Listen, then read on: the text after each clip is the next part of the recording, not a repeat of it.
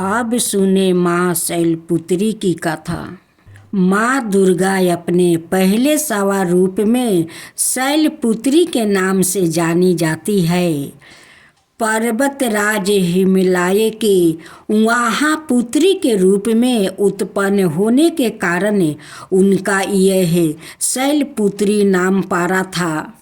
वृषभा स्थित इन माताजी के दाहिने हाथ में त्रिशूल और बाएं हाथ में कमल पुष्प सुशोभित है। यही 9 दुर्गाओं में प्रथम दुर्गा है। अपने पूर्व जन्म में यह प्रजापति दक्ष की कन्या के रूप में उत्पन्न हुई थी। तब इनका नाम सती था। इनका विवाह भगवान शंकर जी से हुआ था। एक बार प्रजापति दक्ष ने एक बहुत बड़ा यज्ञ किया। इसमें उन्होंने सारे देवताओं को अपना अपना यज्ञ भाग प्राप्ति करने के लिए निमंत्रित किया, किंतु शंकर जी को उन्होंने इस यज्ञ में निमंत्रित नहीं किया। सती ने जब सुना कि हमारे पिता एक अत्यंत विशाल यज्ञ का अनुष्ठान कर रहे हैं, तब वहाँ जाने के लिए उनका मन व्याकुल हो उठा। अपनी यह इच्छा उन्होंने शंकर जी को बताई। सारी बातों पर विचार करने के बाद उन्होंने कहा, प्रजापति दक्ष किसी कारण बस हमसे रूठ गए हैं। अपने यज्ञ में उन्होंने सारे देवताओं को निमंत्रित किया है। उनके यज्ञ भाग में भी उन्हें सम्पीड़ित किए हैं, किंतु हमें जानबूझकर नहीं बुलाया है, कोई सूचना तक नहीं भेजा है। ऐसी स्थिति में तुम्हारा वहाँ जाना किसी प्रकार भी ठीक नहीं होगा। शंकर जी के इस उपदेश से सती का प्रबोध नहीं हुआ। पिता का यज्ञ देखने वहाँ जाकर माता और बहनों से मिलने की उनकी व्यर्थता किसी प्रकार भी कम ना हो सकी। उनका प्रबल आग्रह देखकर भगवान शंकर जी ने उन्हें वहाँ जाने की अनुमति दे दिया।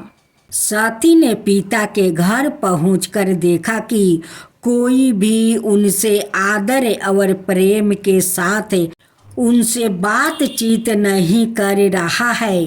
सारे लोग मुंह फेरे हुए हैं। केवल उनकी माता ने स्नेह से उन्हें गले लगाया। बहनों की बातों में बेरुख और उपवास के भाव भरे हुए थे। परिजनों के इस व्यवहार से उनके मन को बहुत क्लेश पहुंचा। उन्होंने यह भी देखा कि वहाँ चतुर्दिक भगवान शंकर के प्रति तिरस्कार का भाव भरा हुआ है। दक्ष ने उनके प्रति कुछ अपमानजनक वचन भी कहे। यह सब देखकर सती का हृदय क्षोभ, गलनी और क्रोध से संताप हो उठा। उन्होंने सोचा, भगवान शंकर जी का बात ना माना। यहाँ आकर मैंने बहुत बड़ी गलती की है। वो अपने पति भगवान शंकर के इस अपमान को सह ना सकी। उन्होंने अपने उस रूप को तत्क्षण वही योगिनी द्वारा जलकर भस्म कर दिया। प्रजापति के सामने इस दारुण दुखद घटना को सुनकर शंकर जी ने क्रोध हो अपने गणों को भेजकर दक्ष के उस यज्ञ का तुरंत विधिनिवास कर दिया। सती ने योगागिरी द्वारा अपने शरीर को भस्म कर अगले जन्म में शैलराज हिमलाय की पुत्री के रूप में जन्म लिया। इस बार वो शैलपुत्री नाम से विख्यात हुई। पार्वती हेमवती भी उन्हीं के नाम है। उपनिषद की एक गाथा के अनुसार इन्हें ने हेमवती स्वरूप में देवताओं का गर्भ भंजन किया था। शैलपुत्री देवी का विवाह भी शंकर जी से ही हुआ। पूर्व जन्म की भांति इस जन्म में भी शिव जी की अर्धांगिनी बनी। 9 दुर्गाओं में प्रथम शैलपुत्री दुर्गा का महाचतब और शक्तियाँ अनंत है। नवरात्रि पूजन में प्रथम दिवस इन्हीं की पूजा और उपासना की जाती है। इस प्रथम दिन की उपासना में योगी अपने मन को भूलधार चक्र से स्थित करते हैं। यही से उनकी योग साधना का प्रबंध होता है। सुने माँ ब्रह्मचारिणी की कथा। माँ दुर्गा के 9 शक्तियों का दूसरा स्वरूप ब्रह्मचारिणी का है।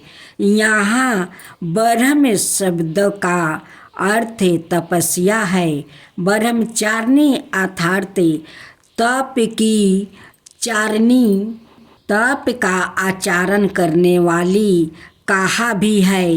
वेद चतवे तपो ब्रह्म वेद चतवे और तप ब्रह्म शब्दों के अर्थ है ब्रह्मचारिणी देवी का स्वरूप पूर्ण ज्योतिमय में अत्यंत भाव है।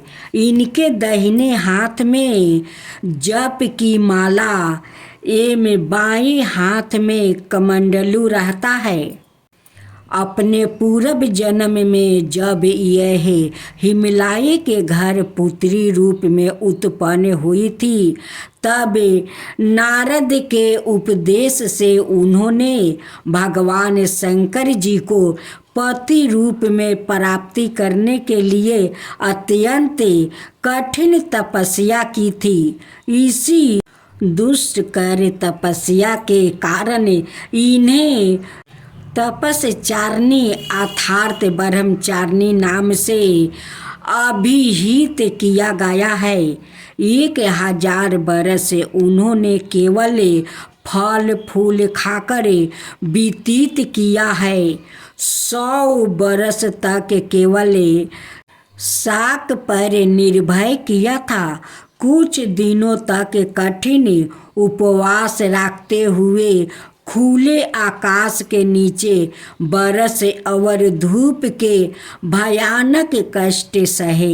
इस कठिन तपचर्या के पश्चात 3000 वर्ष तक केवल जमीन पर टूट कर गिरे हुए बेलपत्रों को खाकर ओ आहन निरसा भगवान शंकर की आराधना करती रही। इसके बाद उन्होंने सूखे बेलपत्रों को भी खाना छोड़ दिया। कई हजार बरस तक वो निर्जला और निराहार तपस्या करती रही। पतों पुण्य को भी खाना छोड़ देने के कारण उनका एक नाम अन्नपूर्णा भी पड़ गया। कई हजार बरस की इस कठिन तपस्या के कारण ब्रह्मचारिणी देवी का वो पूर्ण जन्म का शरीर एकदम क्षीण हो उठा। वो अत्यंत ही कृशकाय हो गई थी। उनकी यह दशा देखकर उनकी माता मैना अत्यंत दुखित हो उठी। उन्होंने उन्हें उस कठिन तपस्या से विरत करने के लिए आवाज दी, उमा आरे नहीं, ओ नहीं। तब से देवी ब्रह्मचारिणी का पूर्व जन्म का एक नाम उमा भी पड़ गया था। उनकी इस तपस्या से तीनों लोक में हाहाकार मच गया। देवता, ऋषि, सिद्धगण, मुनि सभी ब्रह्मचारिणी देवी की इस तपस्या को अभूतपूर्व पूर्ण कीर्ति बताते हुए उनकी सराहना करने लगे। अंत में पिता महा वर्मा जी ने आकाशवाणी के द्वारा उन्हें संबोधित करते हुए प्रसन्न सरोवर में कहा, हे देवी, आज तक किसी ने ऐसी कठोर तपस्या नहीं किया था। ऐसी तपस्या तुम्ही से संभव थी। तुम्हारे इस अलौकिक कीर्ति की चतुर्दिक सराहना हो रही है। तुम्हारी मनोकामना समर्तो भवन परिपूर्ण होगी। भगवान चंद्रमौली शिव जी तुम्हें पति रूप में प्राप्ति होंगे। अब तुम तपस्या से विरत होकर घर लौट जाओ। शीघ्र ही तुम्हारे पिता तुम्हें बुलाने आ रहे हैं। माँ दुर्गा जी का यह दूसरा स्वरूप भक्तों और सिद्धों को अनंत फल देने वाला है। इनकी उपासना से मनुष्यों में तप, त्याग, वैराग्य, सदाचार, संध्या की वृद्धि होती है। जीवन के कठिन संघर्ष में भी उसका मन कर्तव्य पथ से विचलित नहीं होता। माँ ब्रह्मचारिणी देवी की कृपा से उसे समर्थ, सिद्धि और विजय की प्राप्ति होती है। दुर्गा पूजा के दूसरे दिन इन्हीं के स्वरूप की उपासना की जाती है। इस दिन साधक का मन स्वाधिष्ठान चक्र में स्थित होता है। इस चक्र में आवासित मन वाला योगी उनकी कृपा और भक्ति प्राप्ति करता है। अब सुने माँ चंद्रघंटा की कथा। माँ दुर्गा जी की तीसरी शक्तिया का नाम चंद्रघंटा है। नवरात्रि उपासना में तीसरे दिन इन्हीं के विग्रह का पूजा आराधना किया जाता है। इनका यह स्वरूप परम शांतिदायक और कल्याणकारी है। इनके मस्तक में घंटे के आकार का अर्ध चंद्र है। इसी कारण से इन्हें चंद्रघंटा देवी कहा जाता है। इनके शरीर का रंग स्वर्ण के समान चमकीला है। इनके 10 हाथ है। इनके 10 हाथों में खंडक आदि शस्त्र और बाण आदि शस्त्र विभूति है। इनका वाहन सिंह है। मुद्रा युद्ध के लिए उदित रहने की होती है। इनके घंटे की सी भयानक चंड धावानी से अत्याचारी दानव दैत्य राक्षस सदाए परक मिपत रहते हैं। नवरात्रि की दुर्गा उपासना में तीसरे दिन की पूजा का अधिक महत्व है। इस दिन साधक का मन मणिपुर चक्र में प्रविष्ट होता है। माँ चंद्रघंटा की कृपा से उसे अलौकिक वस्तुओं के दर्शन होते हैं। दिव्या सुगंधियों का अनुभव होता है और विधि प्रकार की दिव्या धावानी सुनाई देती है। यह क्षण साधक के लिए अत्यंत सावधान रहने के होते हैं। माँ चंद्रघंटा की कृपा से साधक के समस्त पाप और बाधाएं विनष्ट हो जाती है। इनकी आराधना सद फलदायी है। इनकी मुद्रा सदाए युद्ध के लिए अभिमुख रहने की होती है। अत भक्तों के कष्ट का निवारण यह अत्यंत शीघ्र कर देती है। इनका वाहन सिंह है और इनका उपवासक सिंह की तरह परकर्मी और निर्भय होता है। इनके घंटे की धवानी सदा अपने भक्तों की प्रेत बाधा दी से रक्षा करती रहती है। इनका ध्यान करते ही शरणागत की रक्षा के लिए इस घंटे की धवानी निनादित हो उठती है। कष्टों का दमन और विनाश करने में सदाए तत्पर रहने के बाद भी इनका स्वरूप दर्शक और आराधक के लिए अत्यंत सौम्यता एवं शांति से परिपूर्ण रहता है। इनकी आराधना से प्राप्त होने वाला एक बहुत बड़ा सर्द गुण यह भी है कि साधक में वीरता निर्भरता के साथ ही सौम्यता एवं विनम्रता का भी विकास होता है। उनके मुख नेत्र और संपूर्ण काया में कांति गुण की बुद्धि होती है। स्वर में दिव्या अलौकिक मधुकार्या समावेश हो जाता है। माँ चंद्र घंटा का भक्त और उपासक जहाँ भी जाते हैं लोग उन्हें देखकर शांति और सुख का अनुभव करते हैं। ऐसे साधक के शरीर से दिव्या प्रकाश युक्त परमाणुओं का अदृश्य विकारण होता रहता है।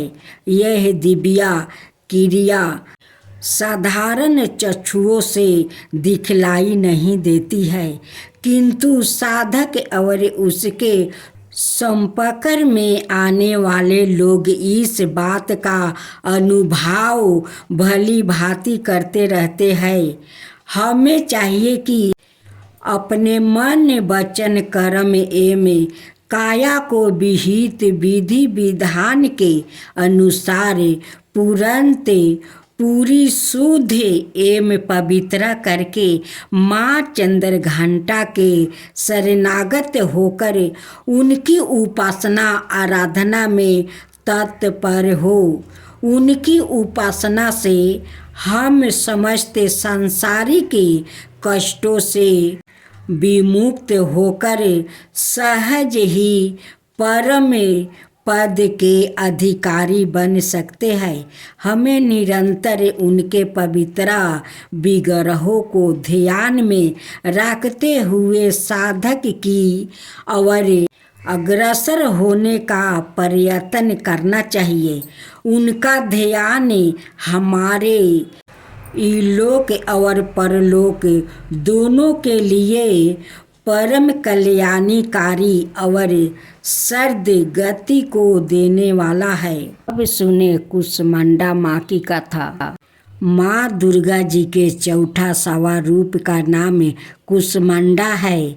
अपनी मध्य हल्की हंसी द्वारा अखंड अथार्थ ब्रह्मांड को उत्पन्न करने के कारण इन्हें कुसुमांडा देवी के नाम से अभिहित किया गया है। जब दृष्टि का अस्तित्व नहीं था, चारों ओर अंधकार ही अंधकार परिव्याप्त था, तब इन्हीं देवी ने अपने हसाए से ब्रह्मांड की रचना की थी। अत यही दृष्टि की आदि स्वरूप आदि शक्ति है। इनके पूर्व ब्रह्मांड अस्तित्व था ही नहीं। इनका निवास सूर्यमंडल के भीतर के लोक में है। सूर्यलोक में निवास कर सकने की क्षमता और शक्ति केवल इन्हीं में है। इनके शरीर की कांति और प्रभा भी सूर्य के समान ही देदीप्यमान और भास्वर है। इनके तेज की तुलना इन्हीं से की जा सकती है। अनाए कोई भी देवी देवता इनके तेज और प्रभाव की समाता नहीं कर सकते हैं। इनके तेज और प्रकाश से 200 दिशाओं प्रकाशित हो रही है। ब्रह्मांड की सभी वस्तुओं और प्राणियों में आवासित तेज इन्हीं की छाया है। इनकी 8 भुजाएं हैं। अत यह अष्टभुजा देवी के नाम से भी विख्यात है। इनके 7 हाथों में कर्मश कमंडलु, धनुष, बाण, कमल, पुष्पा, अमृत पूरन, कलश, चक्र और गदा है। 8वें हाथ में सभी सिद्धियों और निसिद्धियों को देने वाली जप माला है। इनका वाहन सिंह है।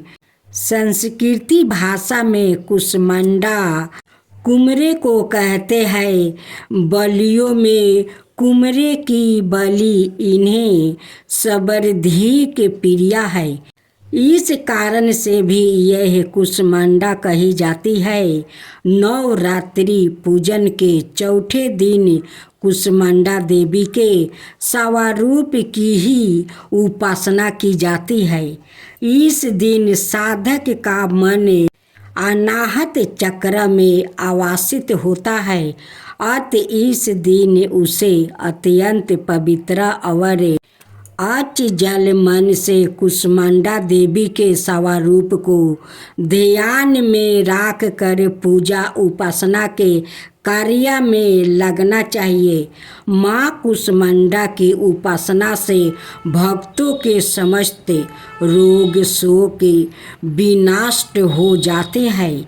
इनकी भक्ति से आहु, यश, बल और आरोग्य की वृद्धि होती है। माँ कुष्मांडा अतल्प सेवा और भक्ति से भी प्रसन्न होने वाली है। यदि मनुष्य सच्चे हृदय से इनका शरणागत बन जाए तो फिर उसे अत्यंत सुगमता से परम पद की प्राप्ति हो सकती है। हमें चाहिए कि हम शास्त्रों पुराणों में वर्णित विधि विधान के अनुसार माँ दुर्गा की उपासना और भक्ति के मार्ग पर आहे निरीक्षे अक्सर हो। माँ के भक्ति मार्ग पर कुछ ही कदम आगे बढ़ने पर भक्त साधक को उनकी कृपा का सुरक्षा में अनुभव होने लगता है। यह दुख स्वरूप संसार उसके लिए अत्यंत सुखद और सुगम बन जाता है। माँ की उपासना मनुष्यों को सहज भाव से भवसागर पार उतारने के लिए सर्वाधिक सुगम और ठीक मार्ग है। माँ कुष्मांडा की उपासना मनुष्य को आधियों व्याधियों से समर्थ विमुक्त करके उसे सुख, समृद्धि और उत्पत्ति की ओर ले जाने वाली है। आते अपनी लौकिक परलौकिक उन्नति चाहने वाले को इनकी उपासना में सदाए तत्पर रहना चाहिए। आप सुने स्कंद माता की कथा। माँ दुर्गा जी के 5वां स्वरूप को स्कंद माता के नाम से जाना जाता है। यह भगवान स्कंद कुमार कार्तिकेय के नाम से भी जाने जाते हैं। यह प्रसिद्ध देव सूर्य संग्राम में देवताओं के सेनापति बने थे। पुराणों में इन्हें कुमार और शक्तिधार कहकर इनकी महिमा का वर्णन किया गया है। इनका वाहन मौर है, अतः इन्हें मौर वाहन के नाम से भी अभिहित किया गया है।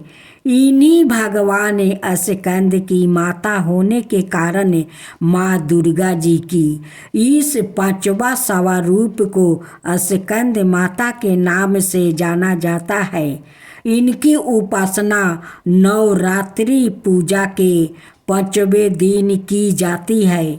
इस दिन साधक का मन विशुद्ध चक्र में आवासित होता है। इनके विग्रह में भगवान स्कंद जी बाल रूप में इनकी गोद में बैठे होते हैं। स्कंद मातु स्वरूपिणी देवी की 4 भुजाएं हैं।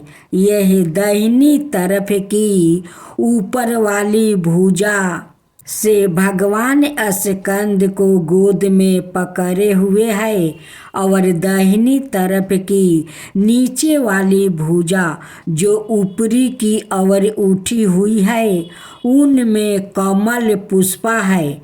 बाईं तरफ की ऊपरी वाली भुजा बर मुर्दा में और नीचे वाली भुजा जो ऊपरी की ओर उठी है उसमें भी कमल पुष्पा ली हुई है। इनका वर्ण पुरनीत शुभ्र है। यह कमल का आसन पर विराजमान रहती है। इसी कारण से इन्हें पद्मासना देवी भी कहा जाता है। सिंह भी इनका वाहन है। नवरात्रि पूजन के 5वें दिन का शास्त्र में पुष्कर महाचतुर्थ बताया गया है। इस चक्र में आवासित मानने वाले साधक की समस्त ब्रह्म क्रियाओं एवं चित्त वृत्तियों का लोप हो जाता है। वो बेशुद्ध चैतन्य स्वरूप की ओर अक्सर हो रहा होता है। उसका मन समस्त लोक की सांसारिक माहिक बंधनों से विमुक्त होकर पद्मासना माँ स्कंद माता के स्वरूप में पूर्ण तल्लीन होता है। इस समय साधक को पूर्ण सावधानी के साथ उपासना की और अक्सर होना चाहिए। उसे अपनी समस्त ध्यान वृत्तियों को एक ग्रह रहते हुए साधना के पथ पर आगे बढ़ना चाहिए। माँ स्कंद माता की उपासना से भक्ति की समस्त इच्छाएं पूर्ण हो जाती है। इस मृत्यु लोक में ही उसे परम शांति और सुख का अनुभव होने लगता है। उनके लिए मोक्ष का द्वार स्वयं सुलभ हो जाता है। स्कंद माता की उपासना से बाल रूप स्कंद भगवान की उपासना भी स्वयं हो जाती है। यह विशेषता केवल इन्हीं को प्राप्ति है। अंत साधक को स्कंद माता की उपासना की ओर विशेष ध्यान देना चाहिए। सूर्य मंडल की अधिष्ठात्री देवी होने के कारण इनका उपवास का अलौकिक तेज एवं कांति से संपन्न हो जाता है। अलौकिक प्रभा मंडल अदृश्य भाव से सदाई उसके चतुर्दिक परिव्याप्त रहता है। यह प्रभा मंडल प्रतिक्षण उसके योग क्षेम का निवारण करता रहता है। अतः हमें एक ग्रह भाव से मन को पवित्र राख कर माँ की शरण में आने का प्रयत्न करना चाहिए। इस घोर भावसागर दुखों से मुक्ति पाकर मोक्ष का मार्ग सुलभ बनने का इसमें उत्तम उपाय दूसरा नहीं है। माँ दुर्गा के छठवां स्वरूप का नाम कात्यायनी है। इनका कात्यायनी नाम पड़ने की गाथा इस प्रकार है। कथ्य नाम का एक प्रसिद्ध महिषी थे। उनके पुत्र ऋषि कताये हुए। उन्हीं कताये के गोत्रा में विश्वा प्रसिद्ध महिषी कात्यायन उत्पन्न हुए थे। उन्होंने भगवती परम्बा की उपासना करते हुए बहुत वर्षों तक बड़ी कठिन तपस्या की थी। उनकी इच्छा थी कि माँ भगवती उनके घर पुत्री के रूप में जन्म ले। माँ भगवती ने उनकी यह प्रार्थना स्वीकार कर लिया। कुछ काल पश्चात जब दानव महिषासुर का अत्याचार पृथ्वी पर बहुत बढ़ गया, तब भगवान ब्रह्मा विष्णु महेश तीनों ने अपने अपने तेज का अंश देकर महिषासुर के विनाश के लिए एक देवी को उत्पन्न किया। महर्षि कात्यायन ने सर्वप्रथम इनकी पूजा की। इसी कारण से यह कात्यायनी कहलाई। ऐसी भी गाथा मिलती है कि यह महर्षि कात्यायन के वहाँ पुत्री रूप में उत्पन्न भी हुई थी। आश्विन कृष्णा चतुर्दशी को जन्म लेकर शुक्ला सप्तमी अष्टमी और नवमी तक 3 दिन इन्होंने कात्यायन महर्षि की पूजा ग्रहण कर दशमी को महिषासुर का वध किया था। माँ कात्यायनी अबोघ फलदायिनी है। भगवान कृष्णा को पति रूप में पाने के लिए ब्रज की गोपियों ने इन्हीं की पूजा कलनिधि यमुना के तट पर की थी। यह ब्रज मंडल की अधिष्ठात्री देवी के रूप में प्रतिष्ठित है। इनका स्वरूप अत्यंत ही भाव और दिव्य है। इनका वर्ण सौरन के समान चमकीला और भस्मर है। इनकी 4 भुजाएं हैं। माता जी की दाहिनी तरफ का ऊपर वाला हाथ अभय मुद्रा में है और नीचे वाला वर मुद्रा में है। बाईं तरफ के ऊपर वाले हाथ में तलवार और नीचे वाले हाथ में कमल पुष्प सुशोभित है। इनका वाहन सिंह है। दुर्गा पूजा के 6वें दिन इनके स्वरूप की उपासना की जाती है। इस दिन साधक का मन अज्ञान चक्र में स्थित होता है। योग साधना में इस अज्ञान चक्र का अत्यंत महत्वपूर्ण स्थान है। इस चक्र में स्थित मान वाला साधक माँ कात्यायनी के चरणों में अपना सबर अस्वाय निवेदित कर देते हैं। परिपूर्ण आत्मादान करने वाले ऐसे भक्त को सहज भाव से माँ कात्यायनी के दर्शन प्राप्ति हो जाते हैं। माँ कात्यायनी की भक्ति और उपासना द्वारा मनुष्य को बड़ी सरलता से अर्थ, धर्म, काम, मोक्ष 4 फलों की प्राप्ति हो जाती है। वो इस लोक में स्थित रहकर भी अलौकिक तेज और प्रभाव से युक्त हो जाते हैं। उसके रोग शोक संताप भय आदि सर्वथा विनष्ट हो जाता है। जन्म जन्मांतर के पापों को विनष्ट करने के लिए माँ की उपासना से अधिक सुगम और सरल मार्ग दूसरा नहीं है। इनका उपासक निरंतर इनके साथ हृदय रह कर परम पद का अधिकारी बन जाता है। अतः हमें सबरतो भावना माँ के शरणागत होकर उनकी पूजा उपासना के लिए तत्पर होना चाहिए। माँ दुर्गा जी की सातवीं शक्ति कालरात्रि के नाम से जानी जाती है। इनके शरीर का रंग घने अंधकार की तरह है, एकदम काला है। सिर के बाल बिखरे हुए हैं। गले में विद्युत की तरह चमकीले वाली माला है। इनके 3 नेत्र है।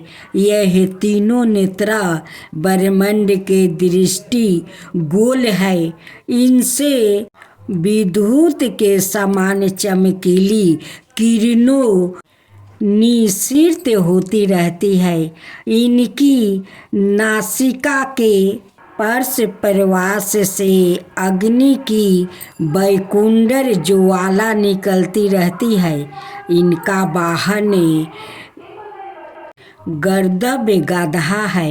ऊपर उठे हुए दाहिने हाथ की वर मुद्राएं से सभी को वर प्रदान करती है।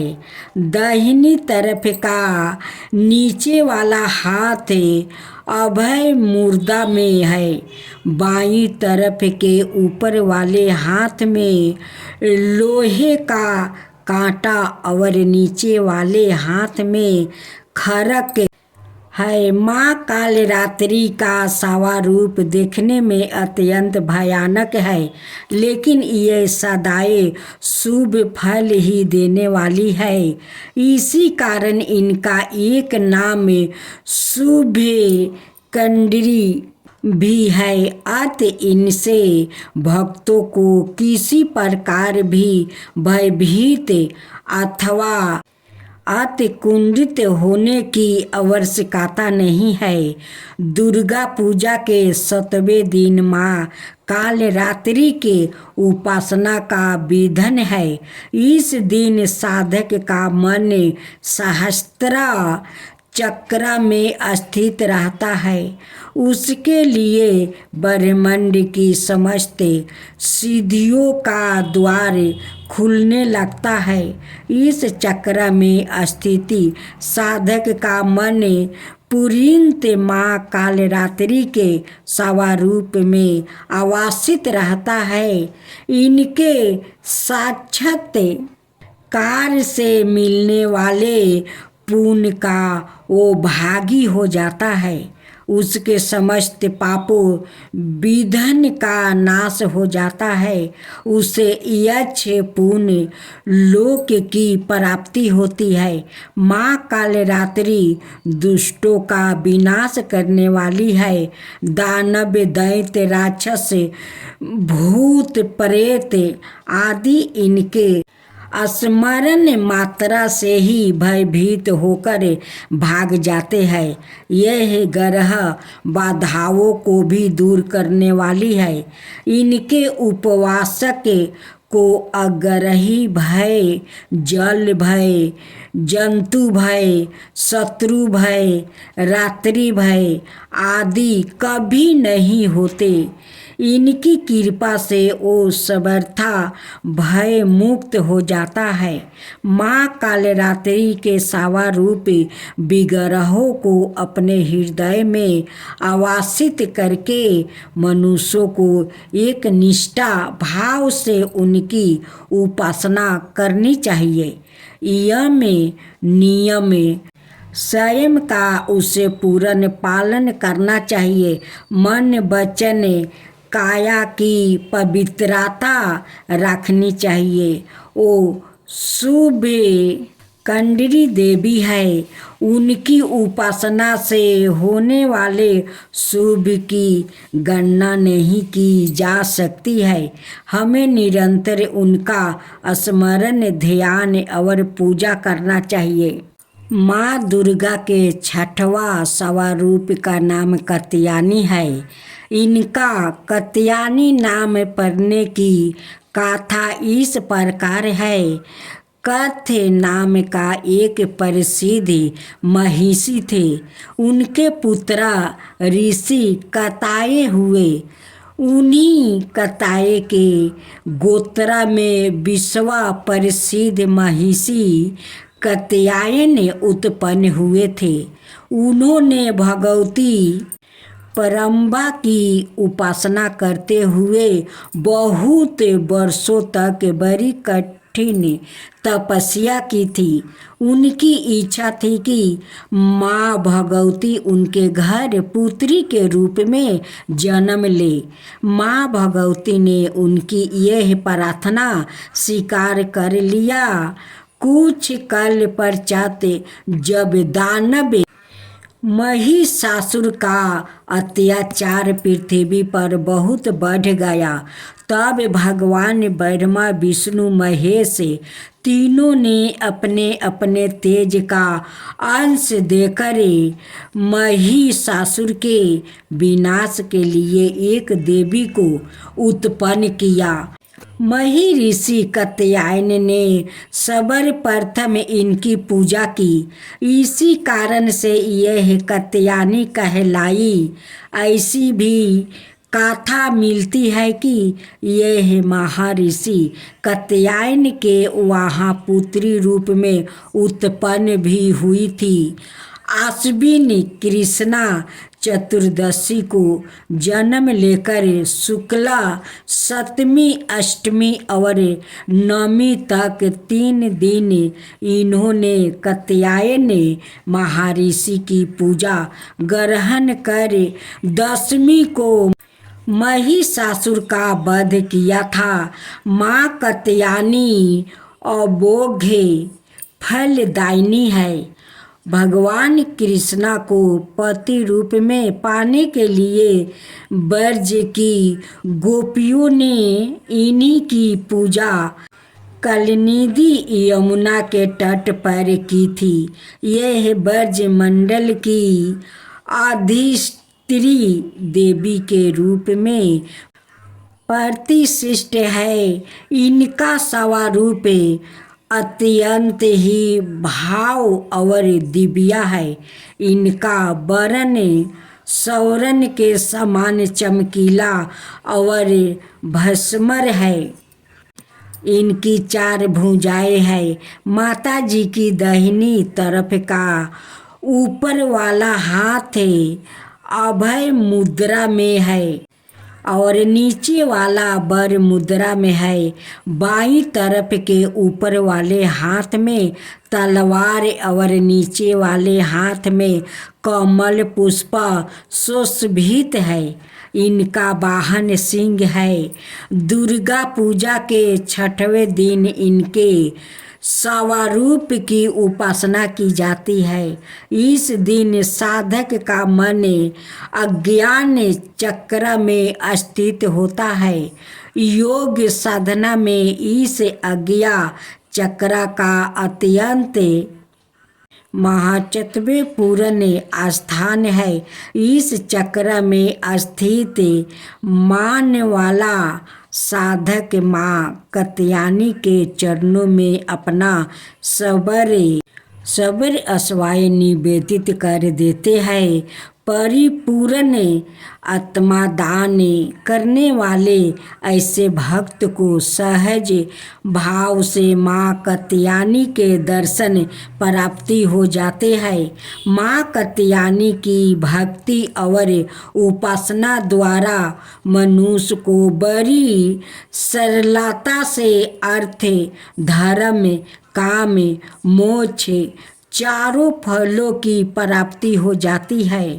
वो इस लोक में स्थित रहकर भी अलौकिक तेज और प्रभाव से युक्त हो जाते हैं। उसके रोग शोक संताप भय आदि सर्वथा विनष्ट हो जाता है। जन्म जन्मांतर के पापों को विनष्ट करने के लिए माँ की उपासना से अधिक सुगम और सरल मार्ग दूसरा नहीं है। इनका उपासक निरंतर इनके साथ हृदय रह कर परम पद का अधिकारी बन जाता है। अतः हमें सबरतो भावना माँ के शरणागत होकर उनकी पूजा उपासना के लिए तत्पर होना चाहिए। इनका वर्ण पुरंत गौर है।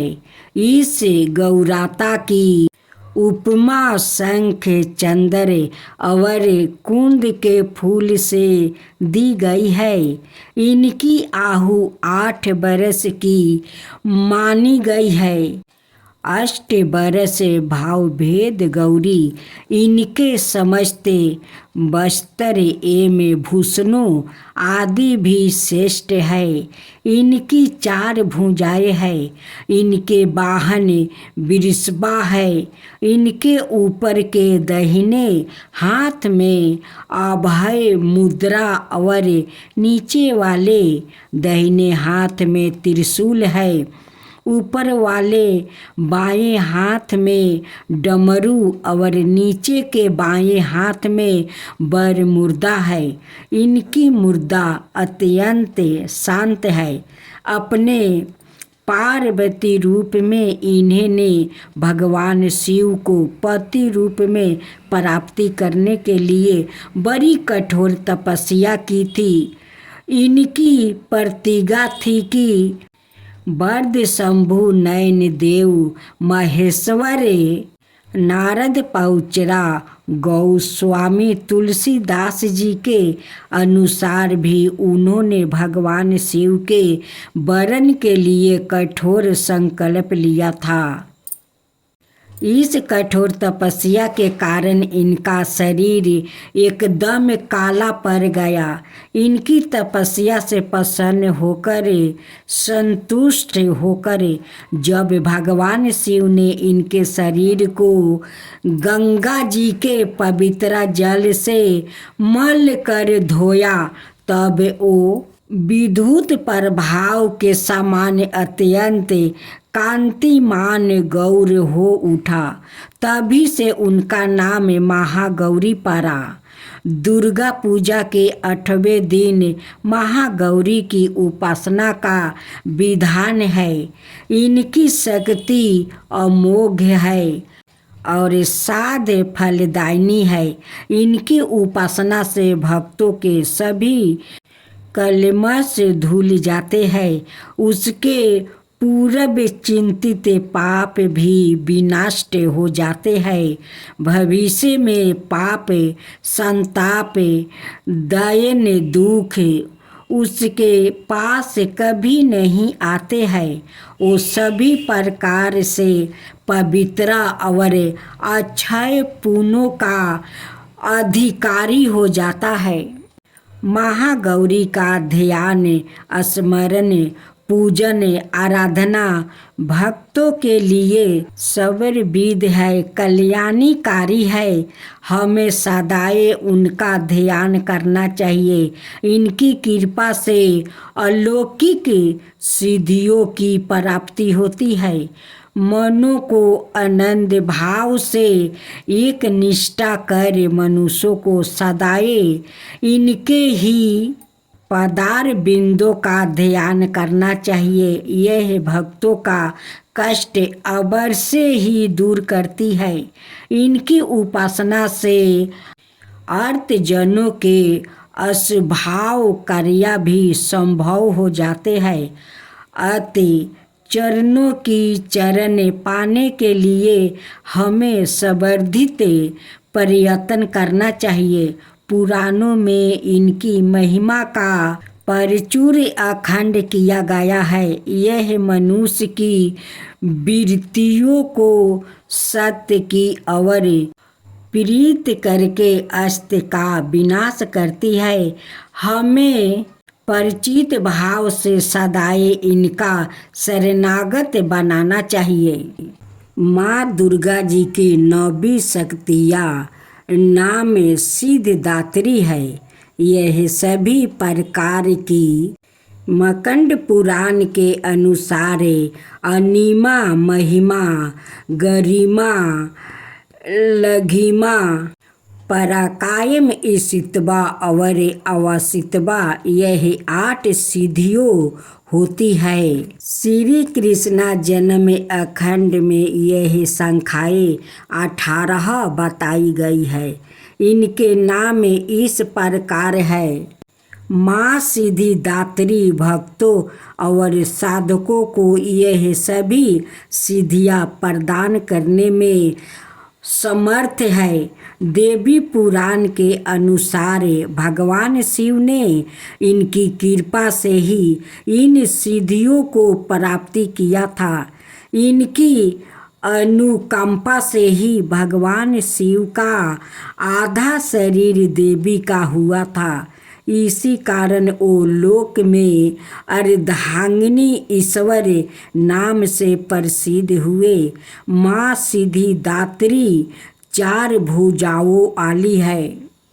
इनका वाहन सिंह है। यह कमल पुष्प पर भी आसानी होती है।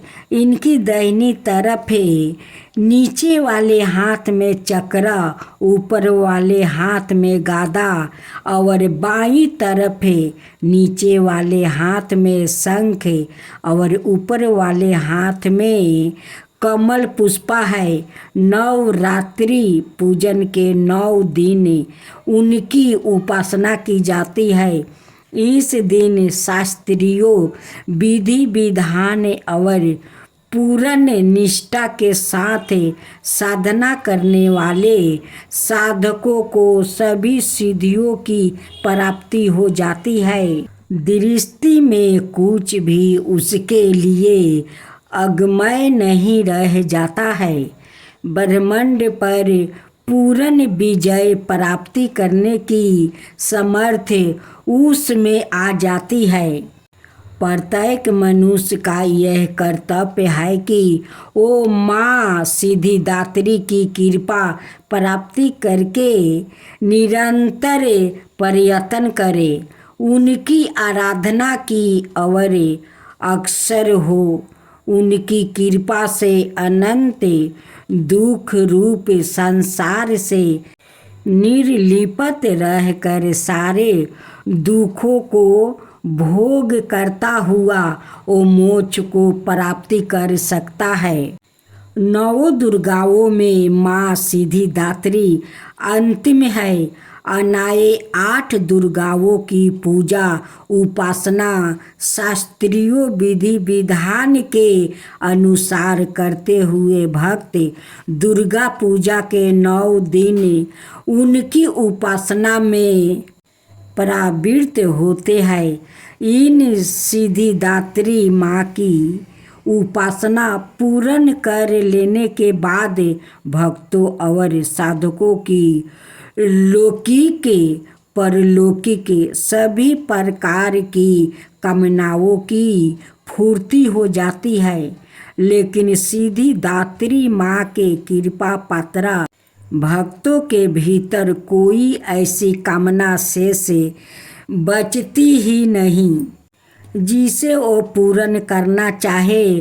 वो सभी सांसारिक इच्छाओं, आवश्यकताओं और अस्प्रियाओं से ऊपर उठकर मानसिक रूप से माँ भगवती के दिव्य लोक में विचरण करता हुआ उनके कृपा रस पीयूष का निरंतर पान करता हुआ विष भोग सुनय हो जाता है।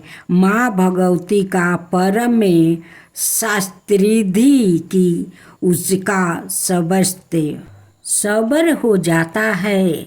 इस परम पद को पाने के बाद उसे अन्य किसी भी वस्तु की आवश्यकता नहीं रह जाती। माँ के चरणों का यह शास्त्रीय प्राप्ति करने के लिए हमें निरंतर नियम निष्ठा रह कर उनकी उपासना करनी चाहिए। माँ भगवती का स्मरण ध्यान पूजन हमें इस संसारिक आश्रयता का बोध करते हुए वास्तविक परम शक्तिदायक अमृत पद की ओर ले जाने वाला है।